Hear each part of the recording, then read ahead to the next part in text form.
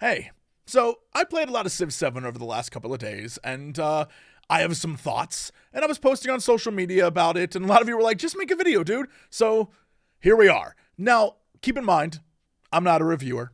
I suck at reviewing games. I get lost in my thoughts. I ramble.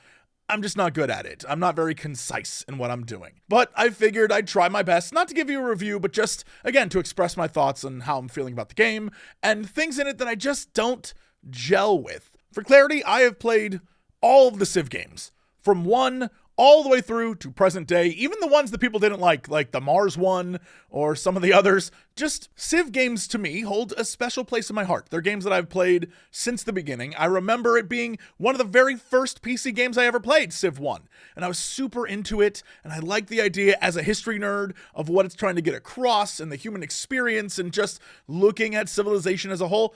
I love that kind of stuff. Plus, it also has that one more turn thing, which I'm a sucker for.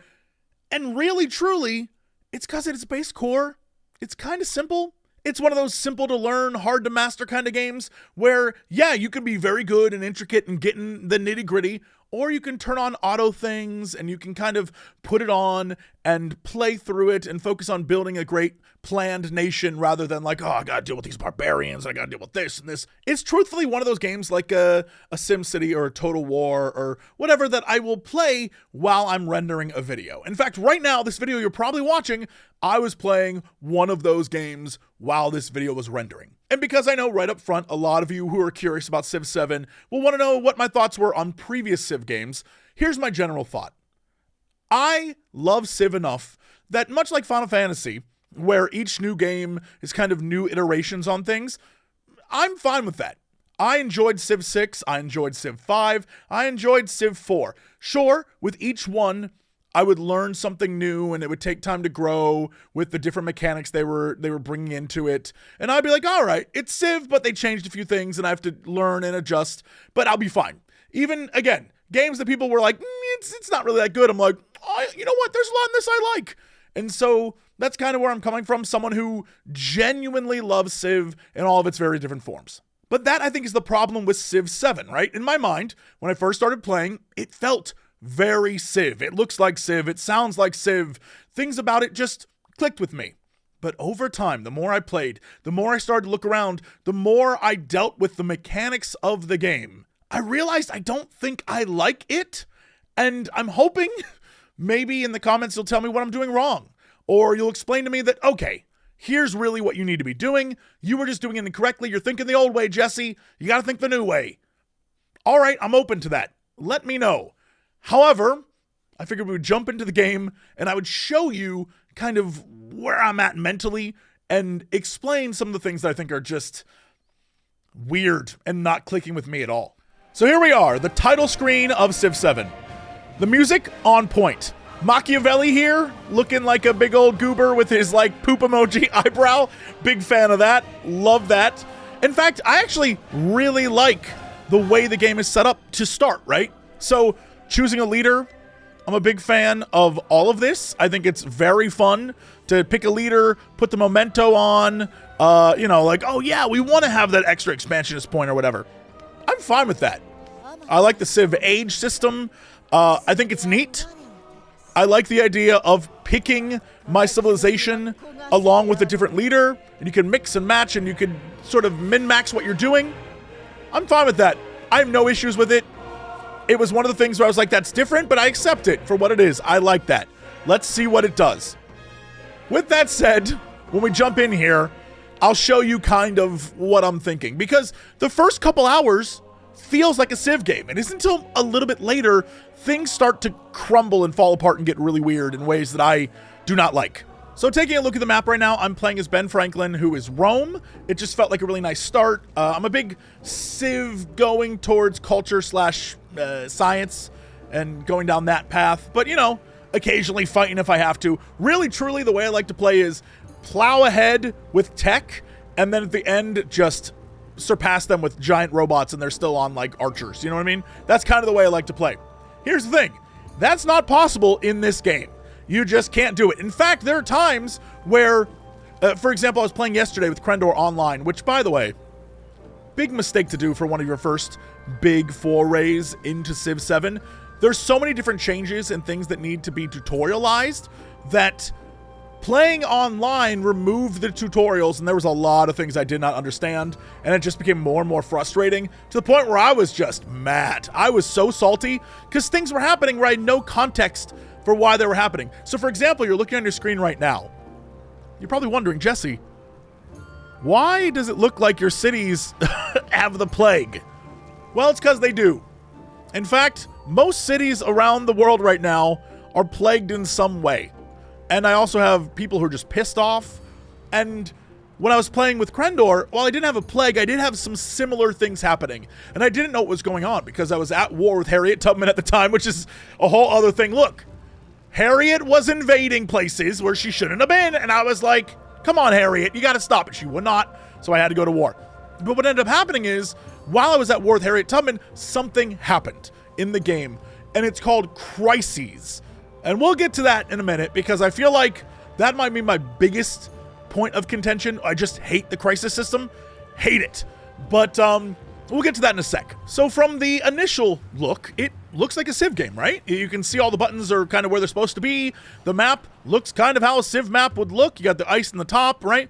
You have your towns. You have your little troops doing their thing. It feels like a Civ at the start. And then when you start getting under the hood, peeling back the onion like an ogre, and you see all the nasty ogre bits, I noticed that there's changes they made that don't make a lot of sense, and in fact, reverse the quality of life improvements they've had for quite some time. And the best example of this is if we come over here to my research. When you go to the view tree, which as many of you have known, in the past, the tech tree is the big thing you should be able to go to and look and plan ahead, right? That's part of Civ. Planning ahead. Where are you going to take your civilization? Well, because there are these ages, right? The different eras you go through, the tech tree only goes so far. It stops. This is future tech for the ancient 900 BCE age. We don't get any further than that. Only when we move to the next era, the next age, do we see more stuff. So you can only build so much right now, which, again, not a big fan of. But the thing that really upset me, you'll note that I'm kind of going through, doing all these. Let's say I just want to go to future tech as fast as possible. I just want to get there. In past Civs, you would click. But you cannot click in this one. You cannot select a future tech and have it map out how to get there. You just can't do it. In the past, for example, in Civ 6, if I wanted to build dams quickly because my rivers kept flooding and it was driving me crazy, I would click the dam and then I would be mapped out on how to get there. And eventually, after many turns, I would have the ability to build dams to stop my rivers from flooding. In this, if your river's flooding, there's nothing in this age I can really do to stop that right now. If you have volcano issues, for example, there's no governor like they had in 6 for, I'm just using 6 as an example because it's the most recent, but there's a governor in 6 that has some sort of, if there's any natural disasters on this tile, you're fine. Don't worry about it. And then you can move that governor to one of your more disaster-prone areas to prevent the disasters from hurting your town. That is not a thing in this. I was playing with Krendor yesterday online. I was stuck between 2 volcanoes that were constantly erupting. Like, just always erupting to the point where, for example, I'm trying to find something similar, but like, I had a road / let's say lumber mill there, and it was always on fire. Every turn on fire, just constantly. And there was I could repair it, sure, but then it would immediately be back on fire. And there was nothing that told me, hey, don't put your stuff near a volcano. Obviously common sense, right? But I only had so much space. So where the hell was I supposed to put things? You put me next to a volcano game. It seems like it does too much damage. And so that became a problem. Plus I had tornadoes, and I had a blizzard, and I had flooding constantly to the point where I kept having to fix my boats because my boats in the river would just get destroyed. In fact, the plague that's happening right now, I had a general, I had a legatus, dude died of plague. Not a fan of that. This is the age progress system. The way it works in this is you achieve certain story or cultural objectives. In this case, you can see I'm going like the legacy path of society and spreading my awesome, cool cultures to the world, but I've also got, you know, some military and science and economy as well. But it's very clear I'm going for a cultural victory here. In fact, as you can see, I'm at 4-7 wonders, right? My army is doing pretty well. I got this whole Silk Road thing on lock. But these are kind of the overview of what's going on here. As you can see, Ben Franklin just being good. With that said, until certain milestones are hit, you do not move into the next age. Unlike Civ 6, going back to that game, where over time, it would tick down, and if you were ready, you got your sort of blue, everything's good, or your golden age, or you went to a dark age, right? That was sort of a mechanic they had. In this, you move on. And when you move on, really a lot of what came before does not count. So a great example is when I was playing with Krendor yesterday. I was fighting Harriet Tubman. It was a war that my people hated. Everything was terrible. And I was like, well, how do I make my people love this war? Harriet's the problem. I did nothing wrong. There's a whole other thing, by the way, where you can go into your character and you can change sort of, even though it's hard to see right now, if I was at war, for example, with, you know, Augustus here, I would have the option to dump my political capital or influence into the war effort to make people like the war. I had no knowledge that was a thing I could do until chat told me. I don't know if it's a pop-up that I didn't get because I was playing multiplayer with Krendor or it's something I should just know. No clue. I'm not used to that. Usually when I go to war in Civ games, my people may hate it if it's a surprise war, but like, for the most part, I can manage it. Speaking of managing, this is another thing that I must stress drove me crazy, and I just discovered it while playing with Krendor. So besides this music, which rips, music in Civ games are always good. Well, that's not a discussion. You'll notice up here, let's move this so you can see it better, I guess. 5 of 8. This is my settlement limit. -5 happiness in all settlements per settlement over the limit, right? Now, before I moused over and before I did any of that, in my mind, settlement limit meant I can only have 8 settlements, right? Now, you notice it said if you go over the limit, you get minus happiness. I, again, just by looking at the UI, was like, oh, I can only have 8 settlements. Sure. Krendor was like, no, dude, you can do more. And he just built way more settlements than he had the limit for. And I realized that even though in most games 5 of 8 would mean when you hit 8, you cannot go over 8. You must find another way to unlock another settlement to build. This right here is really like the speed limit. If anything, you should be 8 of 8 at all times. But people are getting mad if you don't go over the limit. You know what I mean? They want you to go a little bit faster. You're holding up traffic. And that's what this is. It is, yeah, 8 is the recommended of where you should be at right now, but you can go over. And yeah, it says you'll get negative repercussions, but they're not that bad. It's not. In all settlements, -5 happiness, you can mitigate that to a maximum of -35 happiness. You can cheese that. Krendor was doing it. Man was at like 11 cities, and it was fine. So, to me, it just read weird. Again, that's a personal thing, and you might be like, Jesse, that's stupid, you're stupid. And that's fine. I felt stupid afterwards, to be honest. I was like, are you, what? So that's a whole thing. Cities also, in general, can't be renamed right now, which is a whole thing. But you can see all the stuff going on with them. You can see the growth. Now you notice this is a town. And I forgot to mention, because I was talking about settlements. There are towns, there are settlements, there are cities. Cities are your main big thing that you can build all sorts of stuff in. Settlements, and to some extent towns, funnel resources and cash and food to the cities. Now you can pay with money to upgrade to a city. So for example, this is a town, it's growing. I have it on the growth focus. There's other focuses you can do, but honestly, at the beginning, I don't know why you just wouldn't do this all the time. Like, it keeps reminding you, like, change the focus, but I'm like, if the point is to build up, shouldn't I just be on, whatever, doesn't matter. But you can see, if I wanted to, down here it would cost $500 to convert to a city. I've done that with Neapolis. It became a city, and there's a bunch more options that open up, which I'm totally fine with. But the problem is, when we switch to a new era, a new age, this reverts to a town. I don't keep that as a city. we restart there. And all of these people, so Karal Supe, boy, I hope that's how you say that, that will disappear. It will no longer be there anymore. Krendor and I made it to a new age. When I was fighting Harriet Tubman, it was a war, it was attrition. People were dying left and right. It was crazy. We hit that new age, war over, everything's fine. I have all new units because I went from Rome to Spain, so I had a bunch of different units, and everything about it changed. It was like the war was forgotten. We're good. Harriet and I were like best buds. And I was like, how many years passed? Like, what the hell? And we got to start over. And then I was like, okay, well, I'll move some of my units and take over where one of the city-states was. And you know what? The city-state popped up. It was a different one, and I couldn't take the spot. So I thought, oh, okay, this is the part where all the old city-states are gone and you can expand again. No, they reappear in different forms and take the spot really quickly. I was like, okay, so I can't expand again, which means I got to build up and let's go back to war with Harriet Tubman.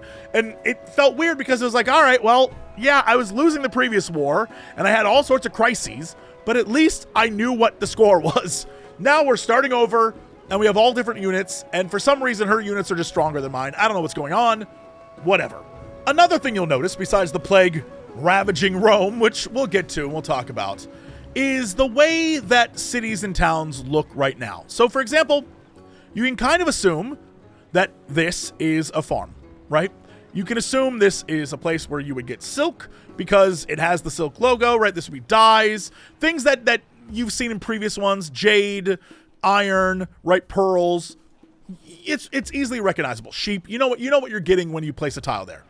But all the others, besides this wonder and this wonder, which, by the way, you'll notice my legacy path says I needed to build 7 more wonders, which I'm trying to do, except it's very hard when your people are revolting, you have a plague, and you're at 96% of your time in this age being almost over. I don't know how you achieve this. You would have to start down this path much earlier. But with that said, then why 7 seems like a lot. That's all I'm going to say for this first era. But it's like, hey, do this and you can continue on. I'm like, okay. But anyway, the point I wanted to make was that as you look at the city of Rome, you'll notice that a lot of these districts look the same. And it's very hard to tell where you've put things. Because if I go to Rome, right, and let's say I want to build a thing or repair a thing, these different places, unless you mouse over them and see what they say, so this is a brickyard saw pit, the difference between the look of a brickyard saw pit and, for example, I don't know, the monument altar is negligible. All the buildings kind of look the same, and unless you scroll in, you can see kind of what you built there. From far away, you're doing a lot of mousing over, trying to figure out like where you put stuff. And then when you do build things, so let's say I want to build here, let's build the altar. You can stack up on things. So you can build 2 in one space. But I need to know where I put certain things. So for example, this Basilica and Temple of Jupiter, if you combine them together, you create a forum, which is a unique quarter, which is what you need to do. It's you know, it helps build up your faction, in this case Rome, my civ, and makes me stronger.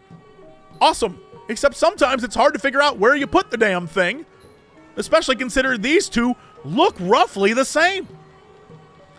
I don't know why we don't have colored districts anymore. There was the purple district in Civ 6. There was the blue, right? There was red. It made sense.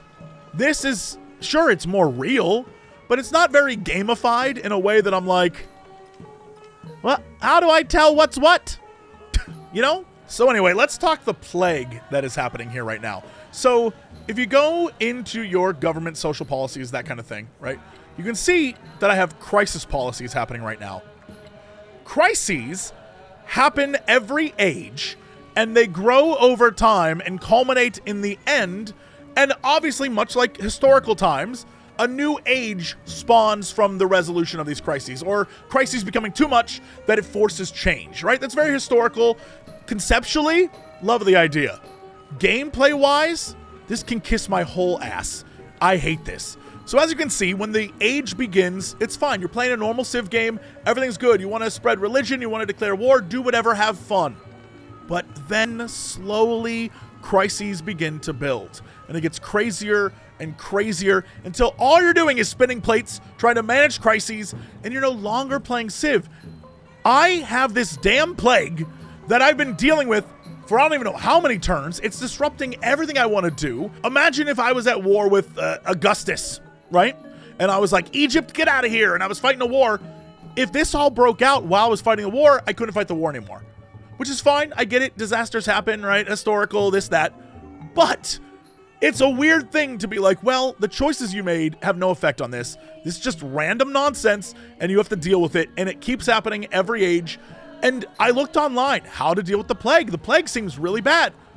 I'm not joking when I say one of the best resources for all Civ 7 stuff straight up said, just restart or reload and hope you don't get the plague. What? That was my advice? I was like, okay, cool. So how I just suck it up and wait until the next era, the next age. Which right now I'm at 96%, so I guess all I'm doing is suffering through this.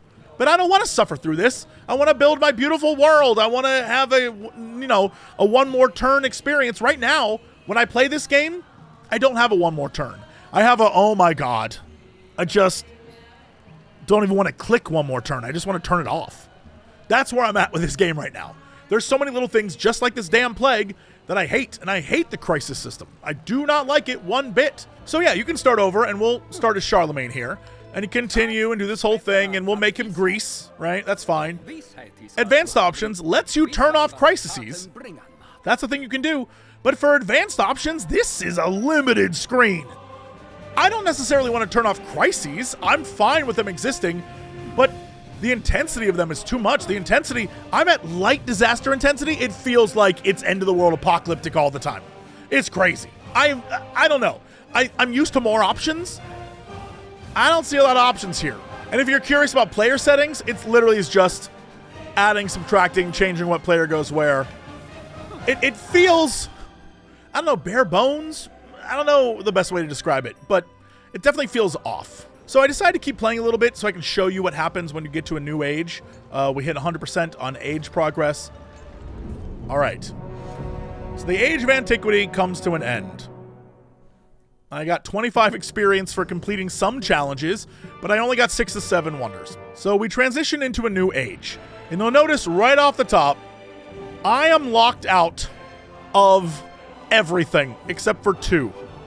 Now, there are certain things you can achieve. So for example, if I was playing like Krendor and I was at 9 of 8 cities, for example, because I was more than, I would unlock the ability to be the Incans, right? So there's different things you can do to unlock different civs, but if you don't do them, you're stuck with kind of what it allows you to be. You were Greece or Rome and you were Benjamin Franklin. These are your 2 options. So we'll pick Spain because I kind of know what Spain was like when I played as them. So now we're at the exploration age. New adventures await, go do a bunch of different things, but you'll notice that I, build my legacy. Let's go back to cultural advisor. Great, continue. I accept. So I need to do piety and build a temple and establish a religion. That's what she wants from me. Now you'll notice everything reset. My troops have changed. I've got swordsmen. I lost a bunch of troops along the way, but now I also have heavy archers. Neapolis, however, no longer a city. It's a town. And I have to restart all over again. And if I want to make it a city, I have to pay to make it a city. So it reverted back, which I don't understand at all. I just don't get it. You'll notice, like I was saying, the various independent states gone. They will reappear, but if I can get a settler there, maybe I can take the space. I don't know, but now we just have open space. It's little things like that that are driving me crazy in this game. I hope that makes sense. There's a lot more I could get into, but I'm sure there are plenty of other videos out there that will deep dive it. This is just, y'all want to know how I was feeling? This is how I'm feeling. It doesn't feel very Civ, is the best way I can describe it. And that's upsetting, because I want to love it, but the more I play, the more I'm like, I'll just go play another Civ. I'll just go play one of the old ones. And that's where I'm at. So hopefully this was enlightening and you got some information off of it. And please, in the comments below, if I'm just sucking or there's something I'm doing wrong and you have a way to make it easier for me, tell me. I really want to love this. I'm open to it, but that's where I stand right now. And I hope you enjoyed this video, and I'll see you next time when I make something that isn't me being disappointed. Because I don't like it. I don't like being disappointed.